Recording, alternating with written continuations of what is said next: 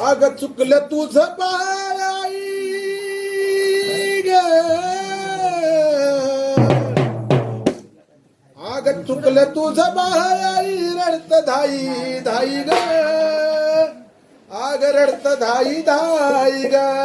बघा लेकरू किती चुकलं तरी ते आईसाठी लेकरू असते. आई कधी पोराला तोडून टाकत नाही. म्हणून काय सांगणे, अग चुकलं तुझं बाळ आई रडत धाई धाई ग, रडत धाई धाई ग. तू ये ना माझे